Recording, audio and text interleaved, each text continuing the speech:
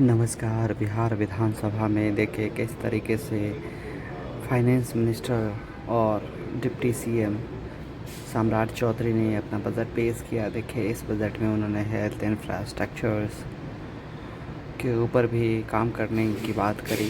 आइए सुनते हैं उनको। आय व्यय बजट अनुमान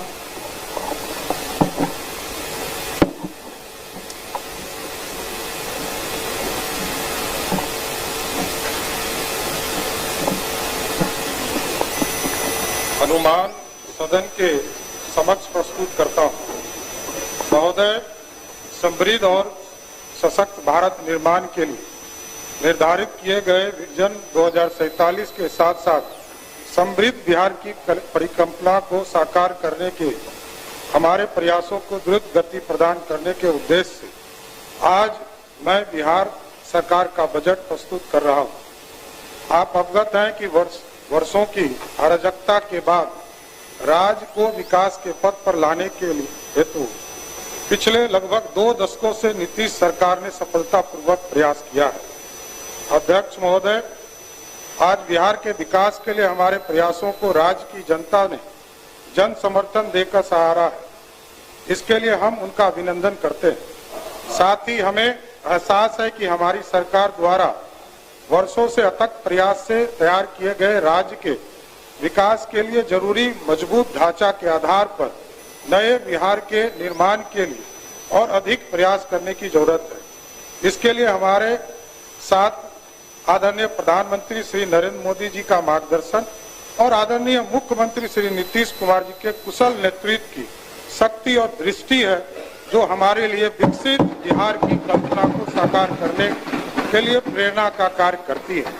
महोदय, राज्य के विकास के लिए हमारे लक्ष्यों की प्राप्ति के लिए आदरणीय प्रधानमंत्री नरेंद्र मोदी जी द्वारा दिए गए मंत्र सबका साथ, सबका विकास, सबका विश्वास और सबका प्रयास महत्वपूर्ण है।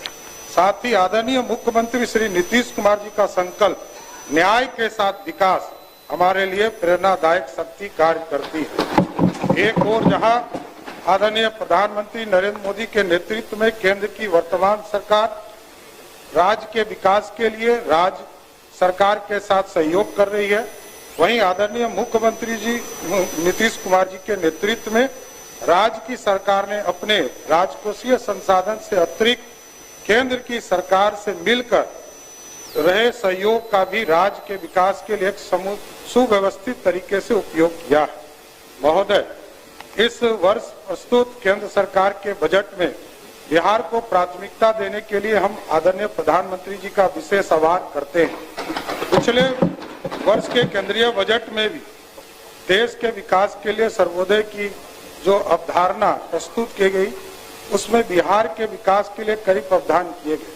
केंद्र और राज्य की डबल इंजन की सरकार के समेकित सहयोग से बिहार समग्र विकास और तेज गति से आगे बढ़ेगा, ऐसा हमारा पूर्ण विश्वास है। महोदय, आदरणीय नीतीश कुमार जी के नेतृत्व में हमारी सरकार ने आने से पहले 2004-5 में जहां बजट 23,885 करोड़ रुपया था, वो इस साल 2025 में बढ़कर 3,17,000 करोड़ का हो चुका है। महोदय, न केवल बिहार के बजट के आकार में वृद्धि हुई, बल्कि नीतीश सरकार ने राज्य में वित्तीय अनुशासन को भी स्थापित किया है। राज्य सरकार ने अपने वित्तीय प्रबंधन को तय मानकों के भीतर रखा है। राज्य सरकार बढ़े हुए बजट का उपयोग राज्य के समन्वित विकास को आगे बढ़ाने में किया है, जिससे विभिन्न संकेतों और में समय के साथ हुए सुधार में देखा जा सकता है। खासकर आधारभूत संरचना, शिक्षा, स्वास्थ्य के क्षेत्र में अभूतपूर्व कार्य इस दौर में हुए। राज्य की जनता ने जो विश्वास हम पर जताया है, उस विश्वास के माध्यम से हम राज्य को विश्वास के विभिन्न आयामों के नए स्तर पर ले जाने के लिए संकल्पित है। कुल मिलकर राज्य में आर्थिक एवं राजकोषीय नीति के बारे में संक्षिप्त रूप से सदन को अवगत कराना चाहूंगा कि हमारी सरकार ने वित्तीय समेकन एवं अनुशासित वित्तीय ढांचा को सुदृढ़ करते हुए जहां एक ओर राजस्व बचत को 2024 2025 के 1121 करोड़ दशमलव 41 करोड़ रुपया से बढ़ाकर वित्तीय वर्ष 2025-26 में 8,831.18 करोड़ किया है। वहीं दूसरी ओर राजकोषीय उत्तरदायित्व एवं बजट प्रबंधन अधिनियम द्वारा निर्धारित राजकोषीय घाटा को सकल राज्य घरेलू उत्पाद पर 3% की निर्धारित सीमा के भीतर रखा है। इस बजट में अनेकों संस्थागत नीतियों को सहज और सुगम बनाया गया है। साथ ही निजी निवेश को प्रोत्साहित किया गया। राज्य के आर्थिक विकास की गति को तेजी प्रदान करने के लिए रोजगार युक्त निवेश को बढ़ावा दिया गया है। माननीय अध्यक्ष महोदय, माननीय सदस्य एवं आम जनता की जानकारी हेतु 2025-26 के बजट का सारांश सदन के समक्ष प्रस्तुत करता हूँ। वित्तीय वर्ष 2025 में बिहार राज्य का आकार बजट 3,16,895.02 करोड़ रुपया है, जो वित्तीय वर्ष 2024-25 के बजट आकार से 38,169 करोड़ रुपया अधिक है। वित्तीय वर्ष 2025-26 में वार्षिक स्कीम का बजट जहां 1,16,000 करोड़ रुपया 750 करोड़ रुपया रखा गया है, जो वित्तीय वर्ष 2024-25 से लगभग 16,750 करोड़ रुपया अधिक है। वित्तीय वर्ष 2025-26 में स्थापना एवं प्रतिव्यय व्यय का बजट अनुमान 2,135 करोड़ रुपया है, जो वित्तीय वर्ष 2024 के बजट अनुमान से लगभग 21,429 करोड़ रुपया अधिक है। वित्तीय वर्ष 2025-26 में कुल व्यय की स्कीम द्वारा व्यय 36.84% है एवं स्थापना एवं प्रतिव्यय व्यय 63.16% है। वित्तीय वर्ष 2025-26 में कुल पूंजीगत व्यय 64,894.76 करोड़ रुपया अनुमानित किया गया है, जो कुल व्यय का 20.48% जिसमें है। पूंजीगत परिव्यय वर्ष 2025-26 में 40,531 करोड़ रुपया का पूंजीगत परिव्यय अनुमानित किया गया है, जिसमें सामान्य सेवा में 5,899 करोड़, सामाजिक सेवाओं में 9,369 करोड़ रुपया एवं आर्थिक सेवा में 25,262 करोड़ रुपया राशि प्रस्तावित है। ऋण अदायगी 2025-26 में 22,819 करोड़ रुपया की राशि ऋण के रूप में वापस की जानी है, जिसमें से 1,694 करोड़ की राशि केंद्र के ऋण की है और 21,124 करोड़ रुपये की राशि पूर्व में लिए गए आंतरिक ऋणों के से संबंधित है। ऋण एवं पेशगियों वर्ष 2025-26 में राज्य द्वारा 1,543 करोड़ रुपए का ऋण दिया जाना प्रस्तावित है, जिसमें से मुख्यतः Bihar student credit card scheme हेतु 1,000 करोड़ रुपया, ग्राम एवं लघु उद्योगी के लिए 395 करोड़ रुपया, बिजली परियोजना के कंपनियों के लिए 78 करोड़ रुपया, परिवहन सेवा हेतु 30 करोड़ रुपया, सरकारी कर्मचारी के लिए 39 करोड़ रुपया दिया जाना है।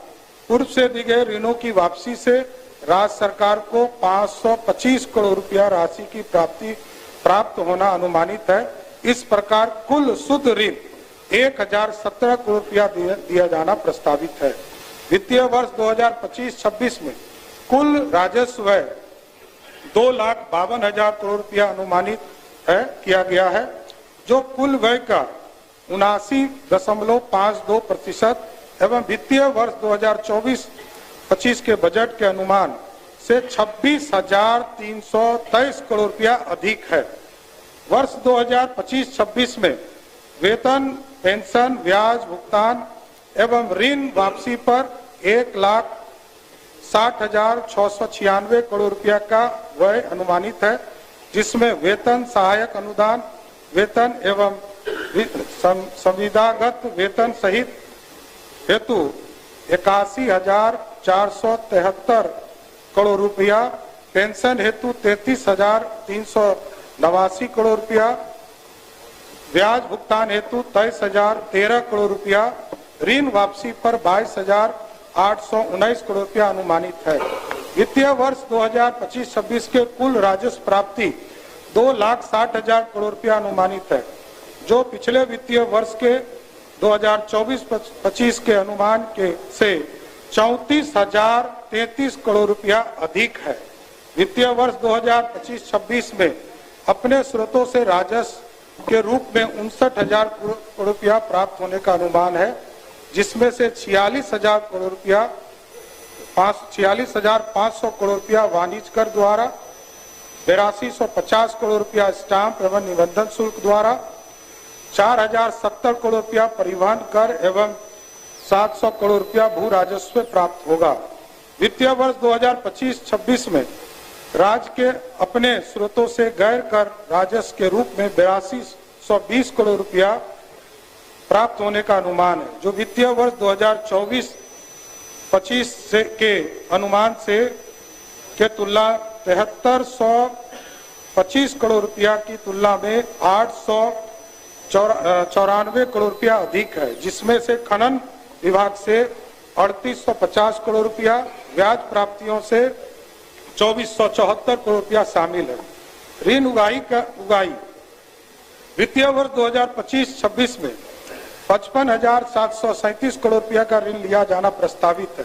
राज्य के आंतरिक ऋण में भारतीय रिजर्व बैंक के माध्यम से बाजार ऋण 51,758 करोड़ रुपया, नबार्ड से 2500 करोड़ रुपया, राष्ट्रीय आवास बैंक से 200 करोड़ रुपया, भारतीय लघु उद्योग बैंक विकास बैंक से 200 करोड़ रुपया, वाई एजेंसी एवं एशियन डेवलपमेंट बैंक, विश्व बैंक इत्यादि से 1,079 करोड़ रुपया, कुल 55,737 करोड़ रुपया का सकल ऋण लिया जाना प्रस्तावित है। 15वें वित्त आयोग की अनुशंसा के आलोक में वित्तीय वर्ष 2025-26 हेतु निर्धारित 9204 करोड़ रुपया के अंतर्गत राज्य आपदा SDRF मद में 1721 करोड़ रुपया, पंचायती राज स्थायी निकाय के लिए 4,000 करोड़ रुपया, 4,012 करोड़ रुपया एवं नगर निकाय के लिए 2160 करोड़ रुपया तथा स्वास्थ्य प्रक्षेत्रों के लिए 1311 करोड़ रुपया प्रस्तावित है। षष्ठम राज्य वित्त आयोग की अनुशंसा के आलोक में 2025-26 में स्थानीय निकायों को 7,818 करोड़ रुपया का अनुदान प्रस्तावित है, जिसमें 4667 करोड़ रुपया रेगुलेशन के रूप में तथा 3151 करोड़ रुपया अनुदान के रूप में प्रस्तावित है।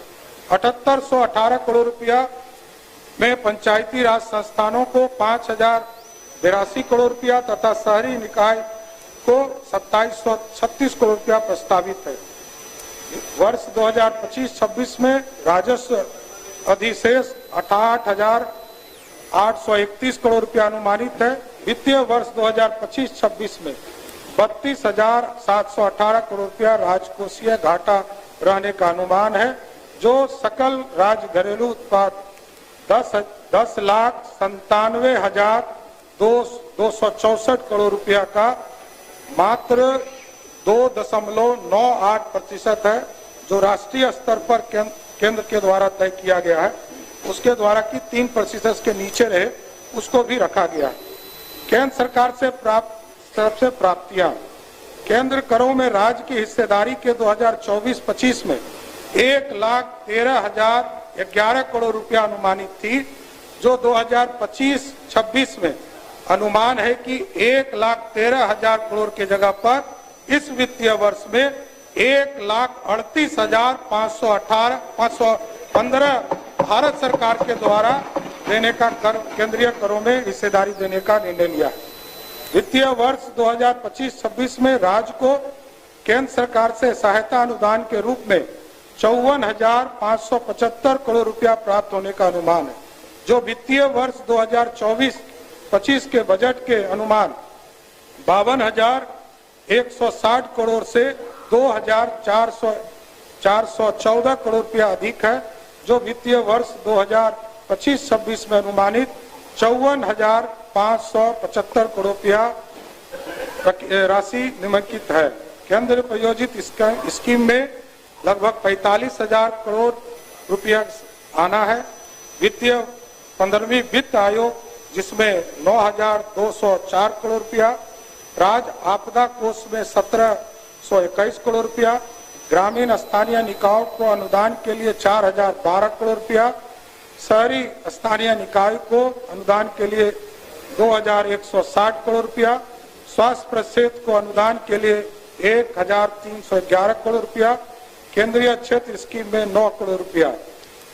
ऋण प्रबंधन, बेहतर वित्तीय प्रबंधन के लिए के कारण 2024-25 के अंत में कुल बकाया ऋण 3,32,740 करोड़ रुपया है, जो राज्य के सकल घरेलू उत्पाद का 38.94% है।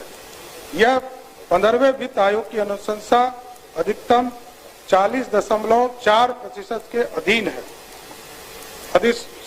अनुसूचित जातियां एवं अनुसूचित जनजातियों के लिए कंकांजित राशि, अनुसूचित जनजाति एवं अनुसूचित जनजाति के पर व्यय होने वाली राशि की अलग से लघु शीर्ष में प्रदर्शित किया जाता है, ताकि उक्त राशि का व्यय अनुसूचित जनजाति एवं जनजाति के समुदाय के सीधे लाभ के लिए किया जा सके और राशि का व्यय अन्यत्र नहीं किया जा सके। वित्तीय वर्ष 2025-26 में अनुसूचित जातियों के लिए 19,648 करोड़ रुपया अनुमानित किया गया है। अनुसूचित जनजाति के लिए 1,735 करोड़ रुपया प्रावधान किया गया है।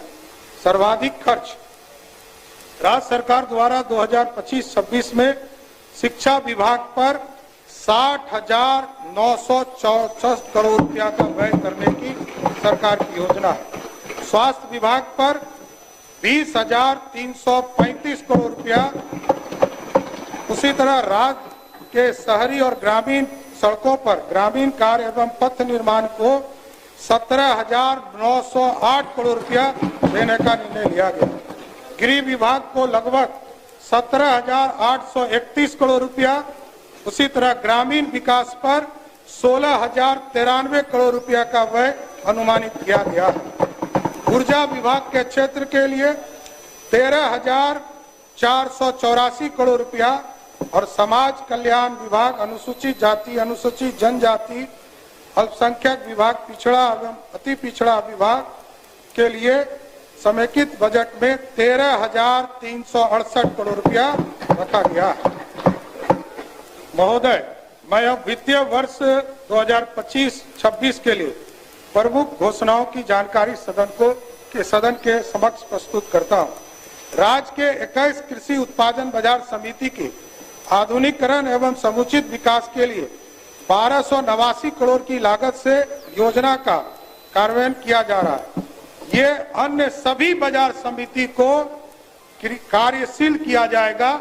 ये सरकार ने घोषणा किया है कि 21 के बाद जो 17 और जो बाजार समिति, उत्पादन समिति, बाजार समिति है, उसको भी इसमें जोड़ने का काम किया जाए। राज्य सरकार द्वारा नेशनल कोऑपरेटिव, NCCF, नेफेड इत्यादि के समन्वय कर बिहार में MSP पर अरहर, मूंग और उड़द दाल को भी खरीदने का काम, जिस तरह धान अधिक प्राप्ति करते हैं उसी तरह करने का काम सरकार करेगी। राज्य के सभी अनुमंडल एवं सभी प्रखंडों में कोल्ड स्टोरेज की स्थापना चरणबद्ध रूप से करने की घोषणा सरकार करती है। प्राथमिक सब्जी उत्पादन सहकारी समिति PVCS के उत्पादन को उचित मूल्य एवं विपणन की सुविधा उपलब्ध कराने हेतु बिहार राज्य सब्जी प्रसंस्करण एवं विपणन फेडरेशन वेजफेड द्वारा सुधा के तर्ज पर संयुक्त रूप से सभी प्रखंडों में प्रखंड स्तर पर तरकारी सुविधा आउटलेट खोलने की घोषणा सरकार करती है। वर्तमान में राज्य सरकार सब्जी प्रसंस्करण एवं विपणन फेडरेशन के तहत कुल 3 संघों के अधीन अब तक 302 प्रखंड स्तरीय प्राथमिक सब्जी उत्पादन सहकारी समिति का गठन किया जा चुका है। आगामी वित्तीय वर्ष में राज्य के शेष सभी प्रखंडों में प्राथमिक सब्जी उत्पादन समिति पीवीसीएस का गठन किया जाएगा। राज्य के प्रत्येक पंचायत में गरीब कन्याओं के विवाह हेतु राज्य सरकार के द्वारा चरणबद्ध तौर पर कन्या विवाह मंडप का निर्माण किया जाएगा। पटना में महिला हाट की स्थापना की जाएगी। अन्य सभी बड़े शहरों में स्थापित महिला स्थल, व्यापार स्थल, वेंडिंग जोन में महिलाओं के लिए स्थान को पूरी तरह कनाकित करने का काम राज्य सरकार करेगी। प्रयोग के तौर पर पटना में चलंत व्यायामशाला जिम ऑन व्हील की शुरुआत की जाएगी। इसमें प्रशिक्षक भी सिर्फ महिला ही होंगी, जो महिला को जिम ऑन व्हील के माध्यम से स्वस्थ रखने का काम करेगी। राज्य के सभी शहरों में महिलाओं के लिए पिंक टॉयलेट की स्थापना की जाएगी। प्रथम चरण में 1 माह के अंदर 20 पिंक टॉयलेट स्थापित किया जाएगा। राज्य के सभी जिलों में बस स्टैंड को चरणबद्ध तरीके से आधुनिक रूप से विकसित किया जाएगा। बिहार औद्योगिक निवेश प्रोत्साहन नीति 2025 तैयार किया जा रहा है, जो राज्य के औद्योगिक विकास को गति देने, निवेश आकर्षित करने के उद्देश्य से एक गतिशील तंत्र के रूप में कार्य करेगी। यह नीति वर्तमान में निवेश की जरूरत को यथासंभव सहयोग करते हुए निवेश के लिए राज्य को एक आकर्षित केंद्र के रूप में विकसित करने में सहयोग करेगी। इसका लाभ राज्य में आर्थिक विकास के लिए विकास के साथ साथ रोजगार सृजन के रूप में होगा। अस्थायी और वैकल्पिक ईंधन के उपयोग के लिए प्रोत्साहित करके राज्य के प्राकृतिक संसाधनों का अधिकतम मूल्यवर्धन एवं रोजगार सृजन हेतु बिहार बायोफ्यूल्स उत्पादन प्रोत्साहन नीति 2025 लागू की जाएगी। पर्यावरण चुनौती एवं नवीकरण ऊर्जा विकल्प की बाजार में मांग के कारण निजी कंपनी तेजी एवं तेल विपणन कंपनियों द्वारा राज्य में कंप्रेस्ड बायोगैस इकाई की स्थापना की जाएगी। यह हमारी ऊर्जा जरूरतों एवं स्थानीय स्तर पर पर्यावरण को बिना प्रभावित किए हुए स्वच्छ स्रोतों से पूर्ण करने में सहयोग करेगी। किसानों की आय में वृद्धि एवं पर्यावरण अस्थिरता के साथ औद्योगिक विकास एवं संतुलित क्षेत्रीय विकास को बढ़ावा देने तथा रोजगार में नए अवसर विकसित करने के उद्देश्य से बिहार खाद्य प्रसंस्करण नीति 2025 लाई जाएगी। महोदय, बिहार में खाद्य प्रसारण से जुड़े उद्योग के लिए बृहद संभावना है, जिसको बढ़ावा देने के लिए यह नीति मील का पत्थर साबित होगा।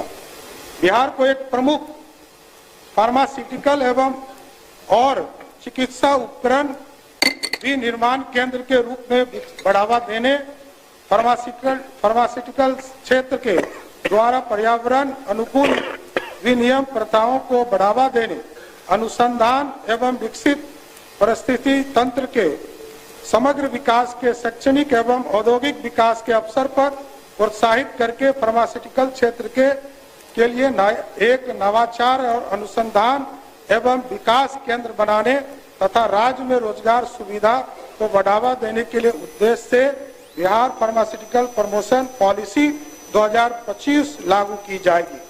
बिहार में प्लास्टिक निर्माण क्षेत्र आर्थिक विकास में महत्वपूर्ण योगदान दे रहा है। इस क्षेत्र में राज्य में प्लास्टिक विनिर्माण के लिए बिहार प्लास्टिक विनिर्माण प्रोत्साहन नीति 2000 लागू की जाएगी।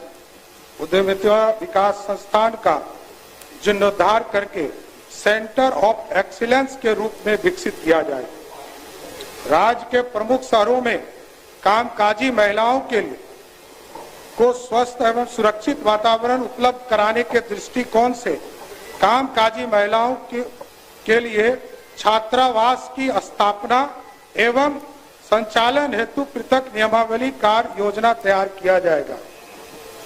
गुड़ के विकास के लिए एक सेंटर ऑफ एक्सीलेंस की स्थापना पूसा में समस्तीपुर में की जाएगी। देश के चिन्हित स्थान हैदराबाद, बेंगलोर, मुंबई, दिल्ली, एनसीआर, कोलकाता, गुवाहाटी, सूरत, लुधियाना, कोयम्बटूर एवं चेन्नई में प्रवासी परामर्श निबंधन केंद्र माइग्रेशन काउंसलिंग कम रजिस्ट्रेशन सेंटर स्थापित किया जाएगा, जिससे राज्य के प्रवासी श्रमिकों को लाभ मिल जाएगा। वर्तमान में 534 प्रखंडों में से 358 प्रखंडों में अंगीभूत राजकीय डिग्री महाविद्यालय नहीं है। इस प्रखंडों में चरणबद्ध तरीके से एक एक डिग्री कॉलेज सरकारी या निजी सुनिश्चित की जाएगी। निजी क्षेत्र के सहयोग से राज्य में एक नए निजी मेडिकल कॉलेज संचालित किए जाएंगे। निजी जन भागीदारी पीपीपी मोड के आधार पर नए सरकारी मेडिकल कॉलेज खोले जाएंगे। राज्य के बड़े अनुमंडलों में अस्पताल के अतिरिक्त एक अन्य रेफरल अस्पताल का निर्माण किया जाएगा।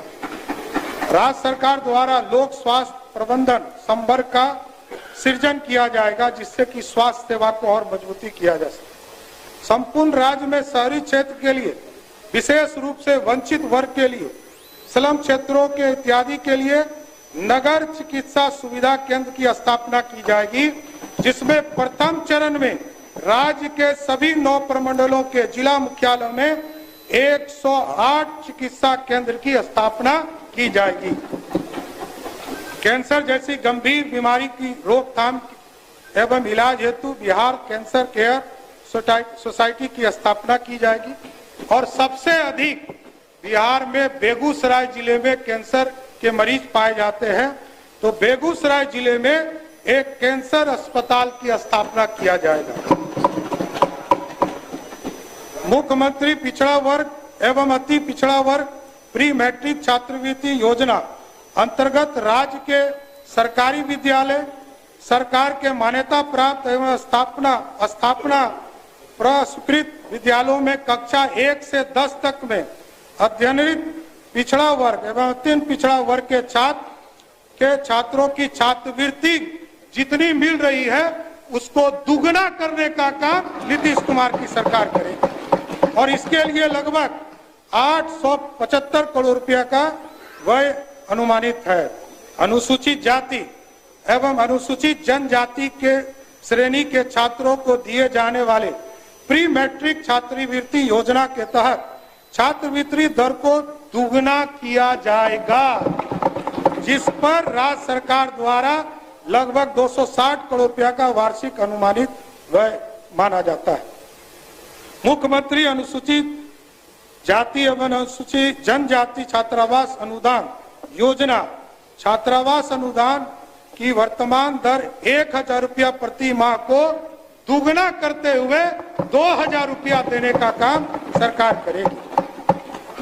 अनुसूचित जाति एवं अनुसूचित जनजाति की आबादी वाले वैसे प्रखंड 40 प्रखंड जिसमें 50,000 या उससे अधिक आबादी पूर्व से आवासीय विद्यालय संचालित नहीं है, उसमें 720 वाले विद्यालय की स्थापना की स्वीकृति हम लोग करने का काम करेंगे। बिहार के सभी प्रमंडलों में राष्ट्रीय मानक के अनुरूप खेल अवसंरचना का निर्माण कार्य प्रारंभ किया जा चुका है। माननीय मुख्यमंत्री जी के निर्देश पर पटना प्रमंडल के पुनपुन प्रखंड में 100 एकड़ की भूमि चिन्हित कर भूमि अधिग्रहण की प्रक्रिया पूर्ण कर खेल अवसंरचना का निर्माण प्रारंभ की योजना है। प्रत्येक प्रखंड में मुख्यमंत्री जी ने पहले से ही घोषणा किया है कि प्रत्येक प्रखंड में जो बचे हुए जितने प्रखंड हैं जिसमें आउटडोर स्टेडियम नहीं है उसको इसी वित्तीय वर्ष में स्वीकृत करने का काम राज्य की सरकार करेगी।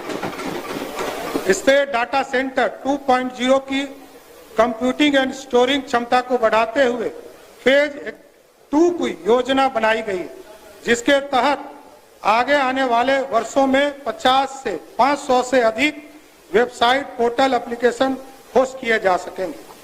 किसी भी प्रकार के साइबर अटैक प्राकृतिक आपदा की स्थिति में राज्य सरकार की महत्वपूर्ण गतिविधियां अवरुद्ध नहीं हो, इसके लिए डाटा सेंटर हेतु रिकवरी सेवाएं होना आवश्यक है। इसके लिए disaster recovery D R and business community for Bihar state data centre परियोजना का क्रियान्वयन किया जाएगा। राज्य के प्रमुख शहरों में महिलाओं के लिए नीतीश कुमार जी की सरकार ने लगातार महिलाओं के लिए कई काम किए। महिलाओं के लिए प्रमुख शहरों में पिंक बस का प्रचलन किया जाएगा, जिसमें सवारी भी महिला होगी, चालक भी महिला होगी और कंडक्टर भी महिला ही होगी।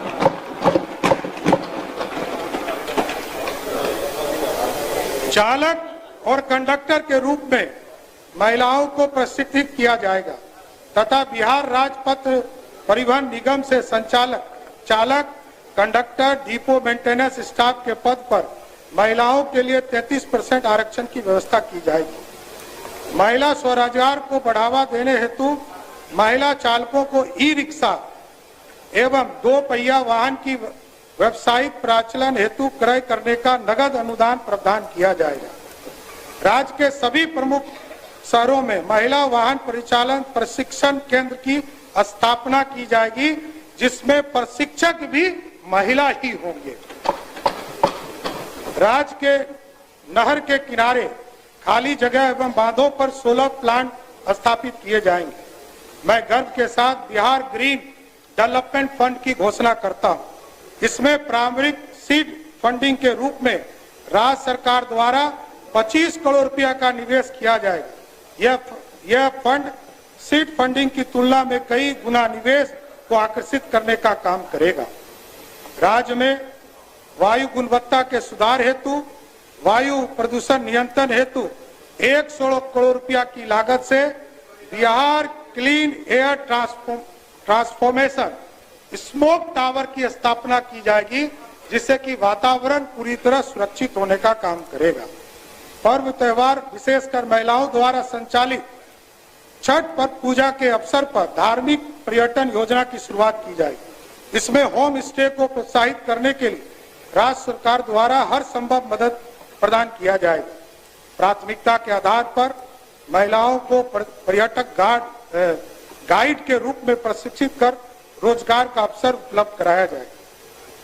अध्यक्ष महोदय, देश के यशस्वी प्रधानमंत्री जी और आदरणीय मुख्यमंत्री के नेतृत्व में हवाई अड्डे का भी निर्माण का काम तेजी से चल रहा है। अभी कुछ ही दिन पहले यह तय हुआ है कि पूर्णिया हवाई अड्डे का निर्माण शीघ्र चालू करने का काम किया जाएगा और अगले 3 महीने में वहां से हवाई जहाज उड़ेगा, ये जरूर सुनिश्चित करने का काम करेगा। और इसके साथ साथ आदरणीय मुख्यमंत्री जी के आग्रह पर देश की सरकार ने तय किया है, बिहार की सरकार ने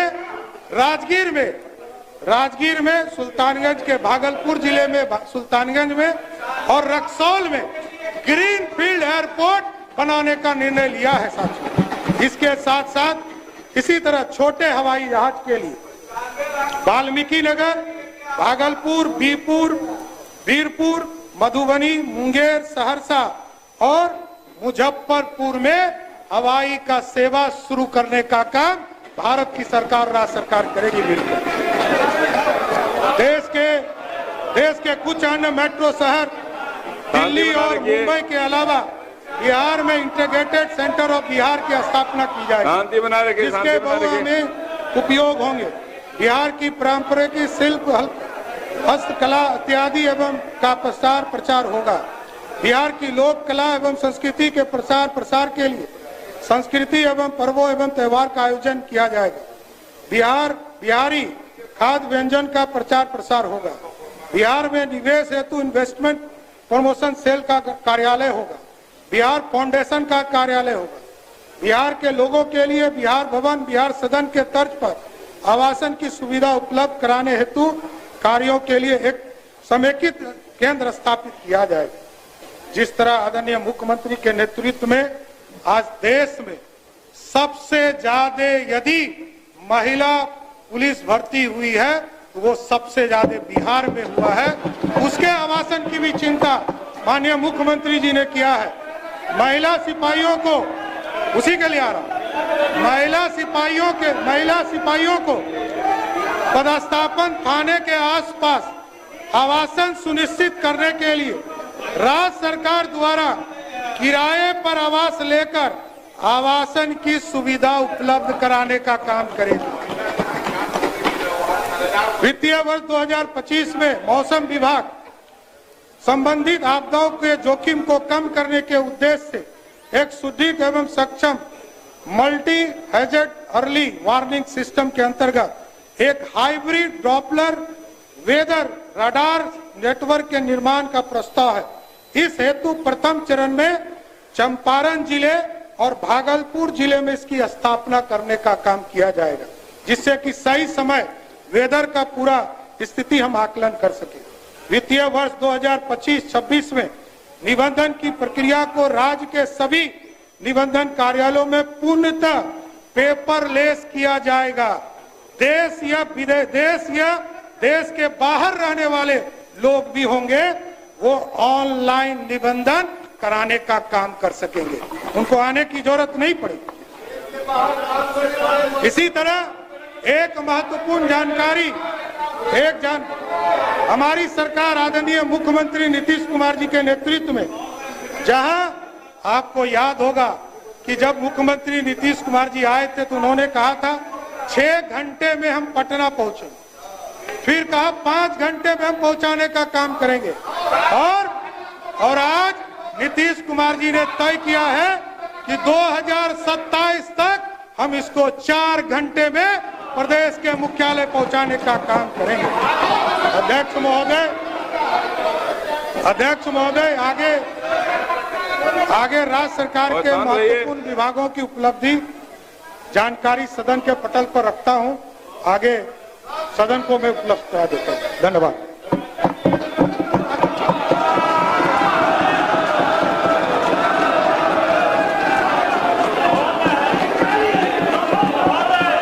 माननीय सदस्यगण बैठ जाइए ना, अभी महोदय कहा के लिए बैठ जाइए। महोदय आप बोलिएगा ना बजट पे बोलिएगा, अपनी बात रखिएगा। माननीय सदस्यगण बैठ जाइए, गला बच जाएगा आपका। माननीय सदस्यगण, अब माननीय राज्यपाल के अभिभाषण के धन्यवाद प्रस्ताव पर वाद विवाद प्रारंभ होगा। इसके लिए दिनांक 3 मार्च 2025 एवं 4 मार्च 2025 कुल 2 दिन निर्धारित है। महोदय बाद में कहेंगे जब आपको मौका मिलेगा, तो बैठ जाइए। अभी कैसे, अभी तो लेख किया उन्होंने, अभी कहाँ समय, बैठ जाइए।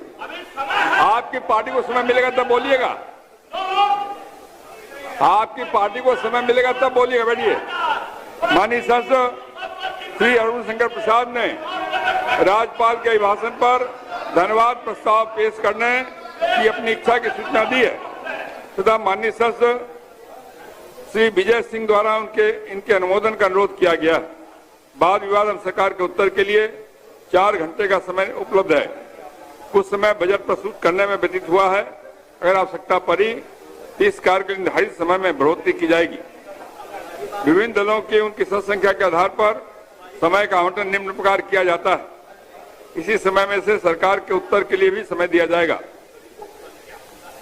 भारतीय जनता पार्टी 79 मिनट, राष्ट्रीय Janata Dal 76 minute, Janata Dal United 45 minute, Indian National Congress 19 minute, CPI-ML 11 minute, Hindustani Awam Morcha 4 minute, CPI-M 2 minute, CPI 2 minute, EIMIM 1 minute, निर्दलीय 1 मिनट, कुल 240 मिनट। माननीय सदस्य श्री अरुण शंकर प्रसाद माननीय राज्यपाल के अभिभाषण पर अपना धन्यवाद प्रस्ताव प्रस्तुत करें।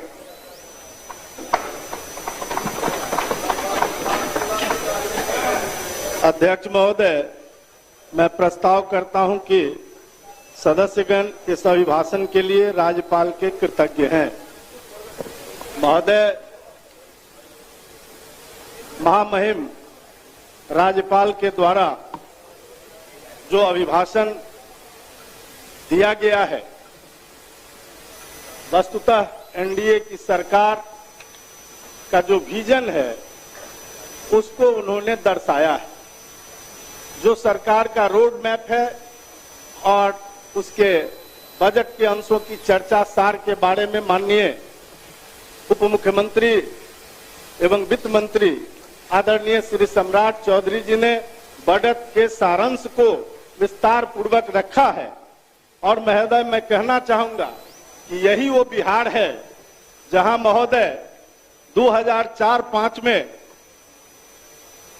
विकास का दर, जीडीपी का रेशियो 7.9% था महोदय। इतिहास को बगैर जाने वर्तमान को समझना कठिन है महोदय। शंकर जी, आपका समय कील कर रहे हैं, आप बोलते जाइए, इधर देखिए, पक्ष के लोगों को बोलिए। मैं कहना चाहता हूं महोदय कि बगैर इतिहास शांत रहिए, समझे हुए भविष्य के रोड मैप को ठीक प्रकार से तय नहीं वक्तव्य गड़बड़ होगा। शांत रहिए। 7.9 पर थे हम 2004-05 में, और हम अपनी ही सरकार से तुलना करते हैं महोदय। पिछली बार हमारी सरकार ने जब बजट रखा था तो उस समय हमारा विकास दर 12.5% का था महोदय। और पिछली साल से इस साल जब हमारे माननीय उप मुख्यमंत्री बजट पेश कर रहे हैं माननीय मुख्यमंत्री जी के नेतृत्व में, तो आज हमारा विकास दर 14.5% है महोदय। तेलंगाना के बाद संपूर्ण भारतवर्ष में ये पहला राज्य है जो तेज गति से विकास कर रहा है महोदय। ये इसलिए संभव हुआ है महोदय क्योंकि एनडीए की सरकार के पास विजन है, ईमानदार विकास है, और ईमानदारी पूर्वक विकास के साथ हम न्याय के साथ विकास कर रहे हैं। आत्मनिर्भर भारत के साथ आत्मनिर्भर बिहार बनाने के संकल्प की दिशा में हम काम कर रहे हैं महोदय। 2004-05 में हमारा बजट का आकार 24,000 करोड़ का था महोदय, और आज जब माननीय उप मुख्यमंत्री जी बजट पेश कर रहे हैं तो हमारा आकार 3,16,000 करोड़ से ज्यादा है। 3,16,000 करोड़ से ज्यादा का बजट आज पेश हो रहा है महोदय।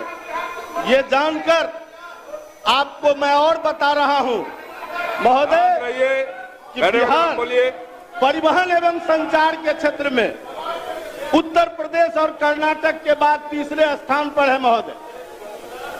परिवहन और संचार के क्षेत्र में भी हमने काफी तरक्की की है, और इसलिए देश में आज हम तीसरे पायदान पर आए हैं महोदय। इतना ही नहीं, राजनीतिक क्षेत्रों में, सामाजिक क्षेत्रों में जो हमारी सरकार की भूमिका रही है महोदय, दलित, शोषित, पीड़ित, प्रताड़ित जो समाज है, जो वंचित समाज है, जिसको न्याय नहीं मिल रहा था, उसी के सरकार बताने वाली जो सरकार थी कि हम दलितों के सरकार है, हम पिछड़ों के सरकार है, और वो सरकार न्याय नहीं कर रही थी। लेकिन एनडीए के सरकार में हमारे माननीय मुख्यमंत्री, हमारे उप मुख्यमंत्री द्वय ने मिलकर जो काम किया और जो प्रस्ताव बढ़ाया, उसको भारत सरकार ने स्वीकृत करके जननायक कर्पूरी ठाकुर, स्वर्गीय कर्पूरी ठाकुर को भारत रत्न देकर दलित, शोषित और पिछड़ों को सम्मान दिलाने का काम किया है। इससे अगर महोदय इन लोगों को जलन होती है तो जलन होता रहे। यह सरकार न्याय के साथ विकास करती रहेगी, तेज गति से विकास करती रहेगी। महोदय, मैं एक पंक्ति कहना चाहता हूं। मंजिलें उन्हें मिलती है, मंजिलें उन्हें मिलती है जिनके सपनों में जान होती है। पंख सिर्फ हवा से उड़ान नहीं भरते, जिनकी हिम्मत होती है वही आसमान छू लेते हैं, वही आसमान छूते हैं। और आज एनडीए के सरकार के पास वो हौसला है, वो नेतृत्व है, हमारा ईमानदार नेतृत्व है, सशक्त नेतृत्व है, नेतृत्वों की एक समूह है जो आज भारत के यशस्वी प्रधानमंत्री नरेंद्र मोदी जी के नेतृत्व में, जिनका विजन स्पष्ट है और जन जन के लिए काम कर रही है महोदय। और यही कारण है कि आज विधि व्यवस्था के क्षेत्र में भी हमने कई आयाम लिखे हैं। नवंबर 2005 के पहले 42,481 पुलिसकर्मी इस बिहार के अंदर कार्यरत थे और वर्तमान में ये संख्या बढ़कर महोदय 1,10,000 हो गई, जिसमें 35% महिलाओं की भागीदारी सुनिश्चित की गई है महोदय। आज पुलिसिंग में बिहार देश का पहला राज्य है माननीय मुख्यमंत्री जी के नेतृत्व में, जहां 35% महिलाओं की भागीदारी पुलिस में हुई है महोदय। देश में सर्वाधिक होने के कारण और 21,391 रिक्त पदों पर भी पुलिस की नियुक्ति होना है, जो अंतिम चरण में है, और 2,27,000 नए पदों का सृजन कर बहाली की प्रक्रिया चल रही, ऑनगोइंग है। 2005 से पहले राज्य में 814 थाने थे महोदय। 2005 से पहले राज्य में 814 थाने थे, जो अब बढ़कर 1,380 है अभी महोदय। आज जो सबसे बड़ी सेवा मिली है वो है आपातकालीन सेवा। जिस व्यक्ति को थाना में कोई पहचानता नहीं है महोदय, लोग, गरीब शोषित लोग ये कहते थे कि हम थाने में जाते हैं तो हमें कोई कदर नहीं होता है। आज वो भी जब 112 डायल करते हैं तो उनके घर पर किसी आपदा के समय पुलिस तुरंत उपलब्ध रहती है महोदय। ये इस सरकार का चमत्कार है महोदय, जिसको हम चमत्कार कह सकते हैं महोदय। और आज दुर्घटना की स्थिति हो, आग लगने की स्थिति हो, वाहन दुर्घटना की स्थिति हो, महिलाओं एवं बच्चों एवं नागरिकों के सुरक्षा से संबंधित स्थिति में 112 हमेशा तत्पर है प्रत्येक थाने में। और मुझे लगता है कि चंद मिनट भी नहीं लगता है महोदय, 112 पहुंच जाता है। और अब गरीबों के जुबान पर 112 रटा हुआ, यह अद्भुत काम हुआ है महोदय। और हम इतना ही नहीं करते हैं महोदय, हम सामाजिक सौहार्द के लिए भी काम करते रहे। हमारी सरकार वो काम नहीं करती है कि जो भागलपुर का दंगा हो जाए महोदय। हमारी सरकार वो काम करती है कि आज तक चाहे ईद हो, बकरीद हो, सरस्वती पूजा हो या दुर्गा पूजा हो, सारे त्योहार आराम से गुजर रहा है। और उसके लिए जहां भी संवेदनशील था महोदय, कब्रिस्तान की घेराबंदी की चर्चा आज माननीय विपक्ष के लोग कर रहे थे। मैं उनको बताना चाहता हूं कि 2006 से संवेदनशील कब्रिस्तानों की घेराबंदी की जाती है, जो कि 8,000 से अधिक कब्रिस्तानों की घेराबंदी की जा चुकी है। बाद में 1,273 कब्रिस्तान को और चिन्हित किया गया है, जिसमें से 746 कब्रिस्तानों की घेराबंदी पूर्ण हो चुकी है महोदय। और साथ ही 60 वर्ष से ऊपर अधिक पुराने जो हिंदू मंदिर है, उसकी भी घेराबंदी 2016 से प्रारंभ है, जिसके अंतर्गत 518 मंदिरों के चार दीवारी का काम पूर्ण हुआ है। एनडीए की सरकार मंदिर और कब्रिस्तान की सिर्फ घेराबंदी नहीं करती है, उसके माध्यम से सामाजिक सौहार्द स्थापित करती है। और माहौल बनाकर सौहार्द माहौल में हम महोदय सर्वधर्म संभाव के आधार पर शाश्वत सनातन जो हमारा चिंतन है, जो सांस्कृतिक प्रवाह है, उसको आगे बढ़ाने का भी हमने काम किया है। और आज आपने देखा है महोदय कि प्रयागराज में जिस प्रकार से महाकुंभ के दौरान पूरे यूरोप की जितनी आबादी है, पूरे यूरोप से अधिक आबादी 68 करोड़ लोग गंगा में डुबकी लगाकर सर्वभाव संभाव को दर्शाया है, सामाजिक सौहार्द को दिखाने का काम किया है। और इस काम को किसी ने किया है तो उसका नाम है भारत के यशस्वी प्रधानमंत्री के मार्गदर्शन में इस काम को हम लोगों ने पूरा किया है। और उत्तर प्रदेश के योगी जी का जब नाम लेंगे तो आपको और अधिक ये मिर्ची अच्छा लगने उदाहरण, लगेगी। एक मिनट अरुण जी अच्छा उदाहरण नहीं पेश कर रहे हैं। इससे क्या होता है ना, आपके दल की छवि भी खराब होती है। अगर यही नहीं, गलत बात नहीं करिए न, बैठिए बैठिए, गलत तरीका नहीं, ये तरीका नहीं, ये तरीका नहीं। फिर आपके नेता बोलेंगे वो लोग हल्ला करेंगे तो अच्छा लगेगा आपको? नहीं लगेगा।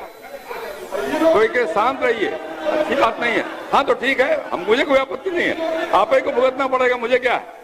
ये सुनिए, सुनने की बात है ना। आपको जब मौका मिलेगा अपनी बात आप कहिएगा। हो गया, शुक्रिया, बोलिए। महोदय, अरुण जी अपना अपना चरित्र लोग उजागर करेंगे, आप अपनी बात करते रहिए। महोदय, भारत सरकार ने इस बार बजट में, इस बार के बजट में बिहार को जिस प्रकार से विकास के लिए योगदान दिया है महोदय, आज तक बहुत सरकारें केंद्र के अंदर रही है, लेकिन किसी ने बिहार को देखने का काम नहीं किया। हम लोग मिथिला के लिए कहते हैं महोदय, पग पग पोखरी माछ मखान आ सरस बोली मुस्की मुखपान, विद्या वैभव शांति प्रतीक जनक नगरी मिथिला थी। और आज भारत के प्रधानमंत्री ने उस मिथिला के अंदर मखाना देकर और मखाना बोर्ड बनाकर जिस तरह से उसकी घोषणा बजट के अंदर किया है, हमारे कृषि मंत्री ने जिस प्रकार से आकर दरभंगा के अंदर मखाना बोर्ड बनाने का काम प्रारंभ कर दिया है महोदय, ये अद्भुत और अविस्मरणीय है महोदय। और माननीय मुख्यमंत्री जी के नेतृत्व में जिस मिथिला के लिए मखाना और माछ, तो माछ का काम जिस प्रकार से आदरणीय मुख्यमंत्री जी के नेतृत्व में जल जीवन और हरियाली योजना चलाया गया, उसके कारण पग पग पोखर जो मिट रहा था, आज एक बार फिर से वो मिथिला में पग पग पर पोखर दिखने लगा है, उसमें मखाना भी दिख रहा है और उसमें मछली के उत्पादन में बिहार 2 गुना हुआ है महोदय। और सिर्फ 2 गुना नहीं हुआ है महोदय, माननीय विजय बाबू हमारे कृषि मंत्री बैठे हुए हैं, मछली के उत्पादन में बिहार आत्मनिर्भर हो गया महोदय। ये मिथिला का मान और सम्मान मिला है महोदय। ये फिर से जो हमारी खोई हुई गरिमा थी, जो पोखरे तालाब ध्वस्त हो रहे थे, आज उसको फिर से जीर्णोद्धार कराकर जल जीवन और हरियाली के माध्यम से हो या मत्स्य संपदा योजना के माध्यम से हो, आज मछली और मखाना की खेती बड़े पैमाने पर हो रही है। और ये कहते हुए महोदय मुझे हर्ष हो रहा है कि मिथिला के अंदर और इस बिहार के अंदर 90% मखाना पूरे देश का ये बिहार पैदा करता है महोदय, और उसका 75-80% केवल मधुबनी और दरभंगा पैदा करता है महोदय। और ये इतना पौष्टिक है जिसको दुनिया ने सराहा है महोदय, उसको किसी ने पहचाना नहीं। इतने दिन तक कांग्रेसों का शासन केंद्र के अंदर रहा महोदय, लेकिन मिथिला को पहचानने की क्षमता उनके पास नहीं थी, विजन उनके पास नहीं था। और हमारे जल संसाधन मंत्री जी ने उस मिथिला के अंदर कोसी का नहर हो या कमला का नहर हो, सब पर हाई डैम पर नहीं बन सका, तो वहां बैराज बनाकर 405 करोड़ रुपए का बैराज आज निर्माण होकर पूर्ण होने की प्रक्रिया में हमारे जयनगर के कमला में है महोदय। और आज तक ओवर ब्रिज नहीं था, उसके कारण लोग घंटों जाम में फंसते थे। आज ओवर ब्रिज प्रगति यात्रा के माध्यम से माननीय मुख्यमंत्री जी ने एक एक जिले की योजना को परखा है, देखा है और वही घोषणा किया है। ये होता है ऑन स्पॉट निर्णय लेना, और जो करके माननीय मुख्यमंत्री जी ने दर्जनों ओवर ब्रिज बनवाने के लिए घोषणा की है, दर्जनों बाईपास सड़कें और सड़कों का जाल जिस प्रकार से बिछाया है महोदय। और वहां से लौटने के बाद जितने कैबिनेट हुए हैं उसको उलटकर आप देख लीजिए, हजारों हजार किलोमीटर सड़कों का निर्माण की स्वीकृति माननीय मुख्यमंत्री जी ने अपने नेतृत्व में देने का काम किया है।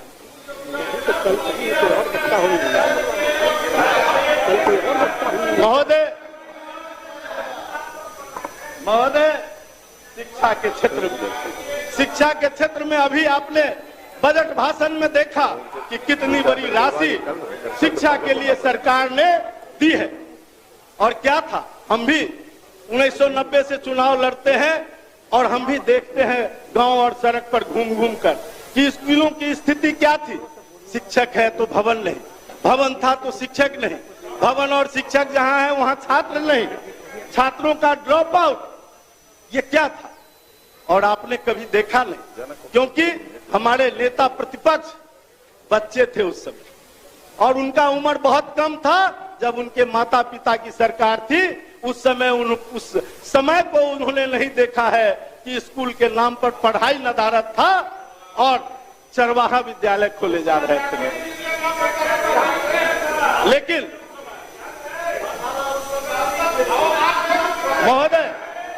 महोदय मैं नेता प्रतिपक्ष के लिए दो पंक्ति कहना चाहता हूं, जरा सुन लीजिए। दिन की रोशनी में दिन की रोशनी ख्वाबों को सजाने में गुजर गई और रात की नींद बच्चों को सुलाने में चली गई। जिस घर में विकास की तख्ती भी नहीं, सारी उम्र अपनी ही घर को बचाने में गुजर गई, सारी जिंदगी अपने घर को सजाने में गुजर गई। आपने अपने अलावे किया क्या? इस बिहार को देखा नहीं। महोदय, आप भी गवाह हैं, आप भी उस 1974 के जयप्रकाश नारायण जी के आंदोलन में संपूर्ण क्रांति के आप भी साक्षी हैं महोदय, आप भी भागीदार हैं महोदय। आदरणीय नीतीश कुमार जी, आदरणीय लालू प्रसाद यादव जी, आदरणीय रविशंकर प्रसाद जी, स्वर्गीय सुशील मोदी जी, ये सभी उसी के उपज है महोदय, उसी सन 74 के उपज हैं। हम लोगों में से अधिकांश लोग भी उसी 74 के अंतिम पीढ़ी में चल रहे हैं महोदय। और उस 74 के बाद क्या हुआ महोदय? जेपी की कल्पना थी, सिंहासन खाली करो कि जनता आती है। जयप्रकाश नारायण ने आह्वान किया था और जनता ने सिंहासन खाली करवा दिया। उस पर बड़े अरमान से हम लोगों ने लालू जी को बिठाया था। मैं भी 90 में चुनाव लड़ रहा था, हार कर आया था, बैठा था कार्यालय में, कैलाशपति स्वर्गीय कैलाशपति मिश्र जी थे और उनके पास समर्थन का पत्र लेने के लिए लालू प्रसाद जी बैठे हुए। और उनका भाषण जब मैं पहली बार सुना तो मैं भी प्रभावित हो गया था। मुझे भी लगा था कि ये बिहार जयप्रकाश नारायण के सपनों का बिहार बनेगा। लेकिन महोदय हुआ क्या? 15 वर्षों में बिहार लुटता रहा, बिहार पिटता रहा, बिहार कराहता रहा, बिहार चीखता रहा। कोई देखने और बचाने वाला नहीं था। केवल एक परिवार ने इस पूरे बिहार को बना दिया। एक ही परिवार का राज हुआ और एक ही परिवार 15 साल तक राज करते रहा। लेकिन जयप्रकाश नारायण जी का कुछ पुण्य भी था।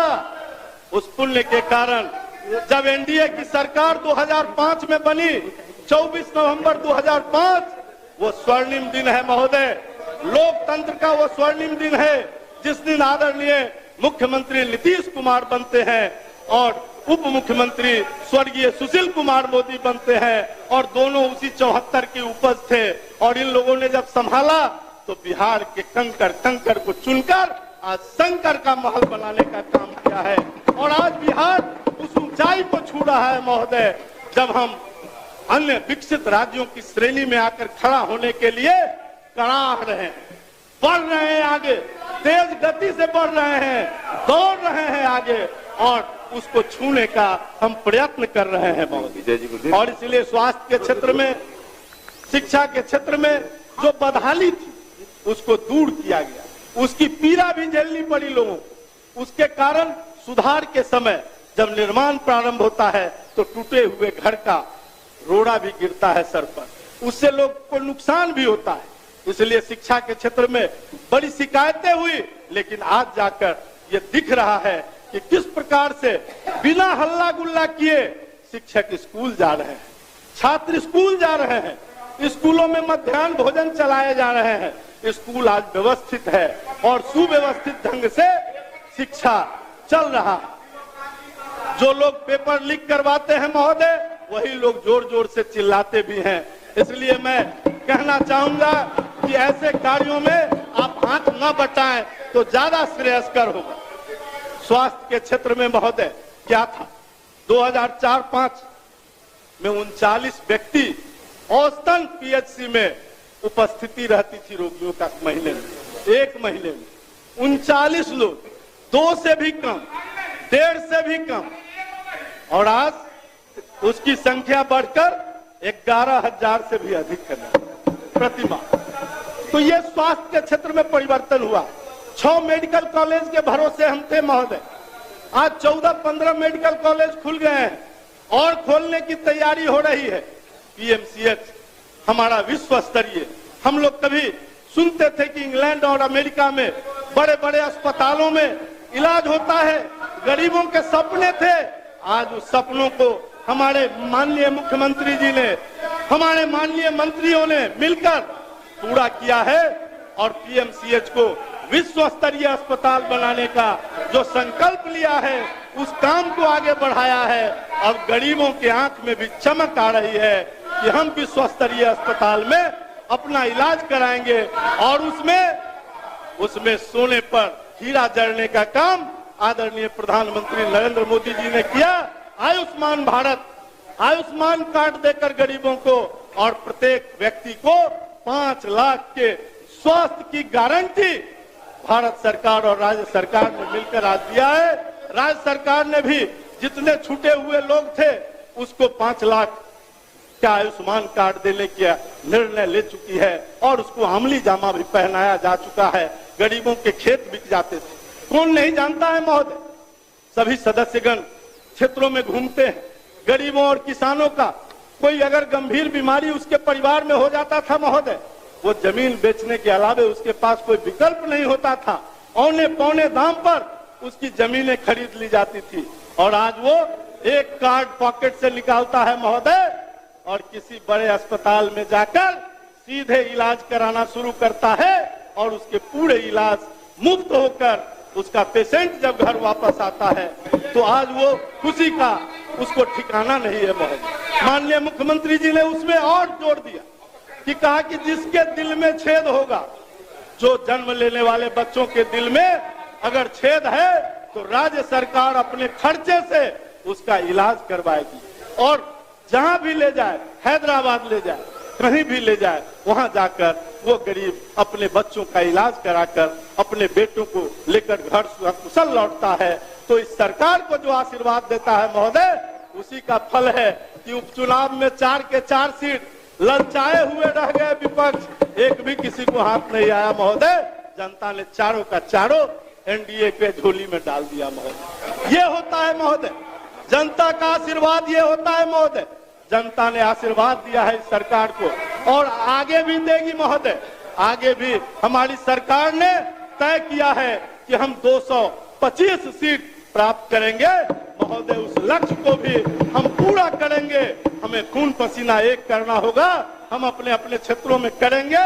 लेकिन अगर हमारे माननीय मुख्यमंत्री जी ने, हमारे उप मुख्यमंत्री जी ने अगर इसका निर्णय लिया है तो उस संकल्प को पूरा करके हम उससे भी आगे बढ़ने का काम करेंगे ताकि बिहार का विकास पर इन लोगों का नजर नहीं लगे, इन लोगों के द्वारा कोई ग्रहण नहीं लगे, ये जरूर मैं चाहूंगा महोदय। उतना ही नहीं, इन लोगों ने कहा महोदय कि कोरोना के समय ये लोग कह रहे थे महोदय। अब समेटिए अपनी बात को जी, 5 मिनट में कंक्लूड करता हूं। कोरोना के समय ये लोग कह रहे थे कि ये सरकार क्या करेगी, कैसे करेगी, हमारा पैसा ले लिया, हमारा ऐच्छिक कोष का राशि ले लिया। लेकिन महोदय मैं बताना चाहता हूं अपने माननीय विपक्ष के साथियों को आपके माध्यम से कि अगर आपका पैसा जितना लिया, 1 करोड़ रुपया अगर कोविड के समय आपका ऐच्छिक कोष या माननीय मुख्यमंत्री क्षेत्र विकास योजना की राशि ले ली तो उसके बदले आपको health and wellness centre 75 lakh का देकर आपके क्षेत्रों को सजाने का भी काम, स्वास्थ्य के क्षेत्र में हर पंचायत को वो स्वास्थ्य की सुविधा उपलब्ध हो जाए, इसके लिए सरकार काम कर रही है। और मैं तो देख रहा हूं कि हमारे क्षेत्र में भी वो बनकर तैयार हो गया। अब उसके उद्घाटन और शिलान्यास भी हो रहे हैं। तो ये एक बड़ा काम महोदय स्वास्थ्य के क्षेत्र में हुआ। माफ करिए, अब पुल पुलिया के क्षेत्र में, महिला आरक्षण के क्षेत्र में 50% आरक्षण देकर महिलाओं की भागीदारी सुनिश्चित करने का काम सरकार ने किया है। महिला सशक्तिकरण के लिए जीविका दीदियों को जिस प्रकार से लखपति दीदी बनाने का काम भारत के प्रधानमंत्री और माननीय मुख्यमंत्री जी के नेतृत्व में चल रहा है, आज 10,70,000 से अधिक स्वयं सहायता समूहों का गठन हो गया है महोदय। और मैं ये भी बताना चाहता हूं महोदय कि 71,100 ग्राम संगठन भी बनाने का काम पूरा हो गया है।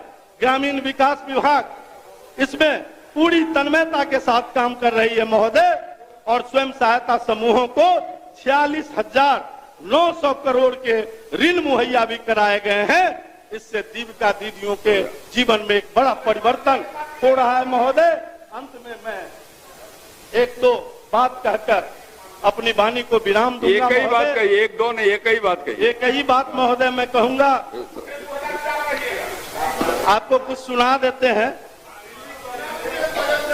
टूटने लगे हौसले तो यह याद रखना, बिना मेहनत के तक तो ताज नहीं मिलते। ढूंढ लेते हैं अंधेरों में हम मंजिल अपनी, क्योंकि जुगनू कभी रोशनी के मोहताज नहीं होते।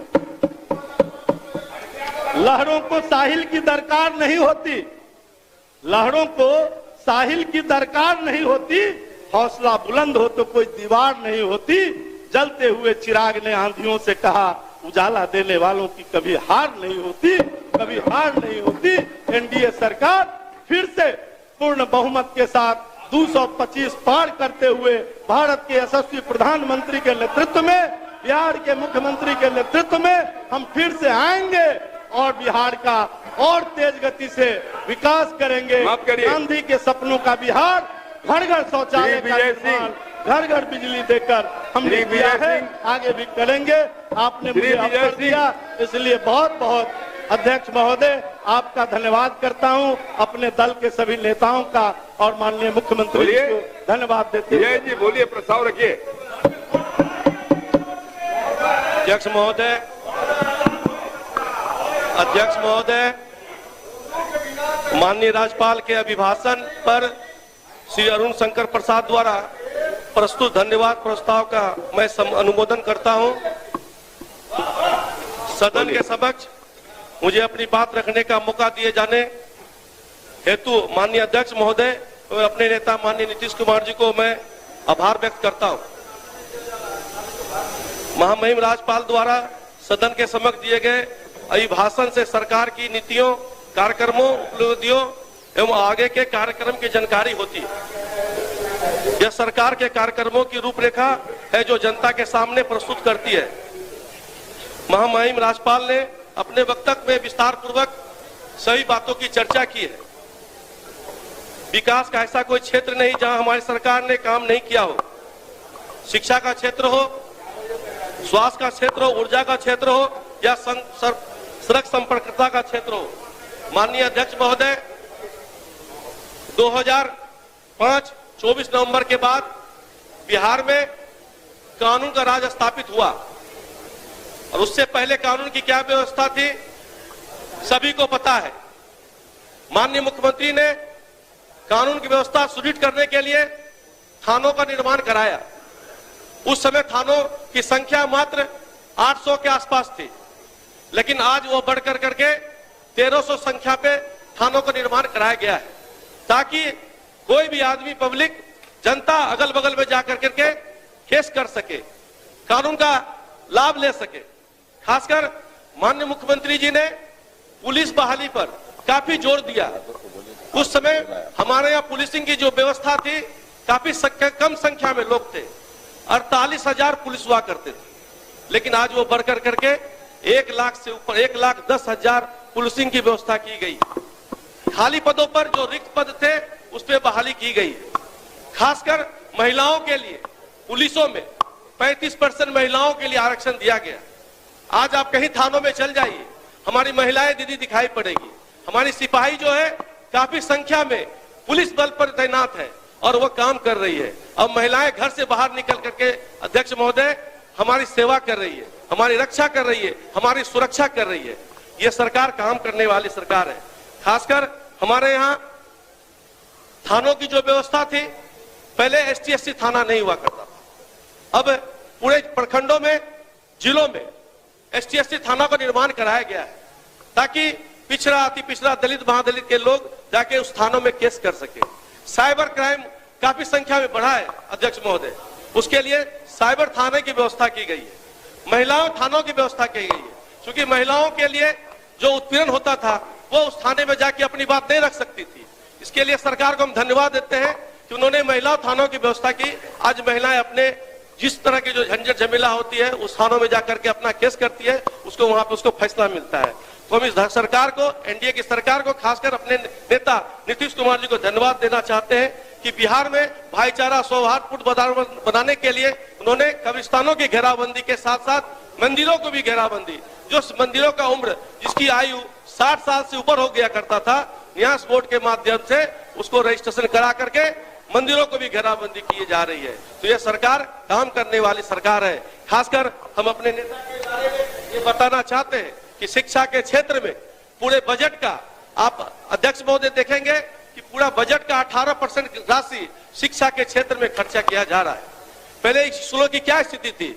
स्कूल थे तो विद्यार्थी नहीं था, अब विद्यार्थी थे तो स्कूल नहीं हुआ करता था। लेकिन हम धन्यवाद आदरणीय अपने नेता नीतीश बाबू को देना चाहते हैं, उन्होंने आज के तारीख में पंचायतों में प्राथमिक विद्यालय का निर्माण कराया है, माध्यमिक विद्यालय का निर्माण कराया है, हाई स्कूलों का निर्माण कराया है और पंचायतों में ही +2 अब स्कूलों में पढ़ाई की जा रही है। खासकर स्कूलों में उस समय अपने यहाँ, हमारे यहाँ टीचर की कम व्यवस्था थी। आजकल तारीख में बीपीएससी के माध्यम से उच्च शिक्षा प्राप्त वाले हमारे यहाँ बीपीएससी के टीचर बहाल हो गए और खासकर बच्चों के अनुपात में टीचर की बहाली हो गई है। और खासकर महिलाओं के लिए, महिला दीदियों के लिए अपने यहाँ शिक्षा के क्षेत्र में 35% आरक्षण दे करके हमारे यहाँ आज के तारीख में 35% महिलाएं जो है शिक्षक है और अपने काम करती है। खासकर अपने अध्यक्ष महोदय हम ये बताना चाहते हैं, हमारे विद्यार्थी, हमारे बच्चे उच्च शिक्षा के लिए बिहार के बाहर उच्च शिक्षा के लिए जाना पड़ता था, मेडिकल कॉलेज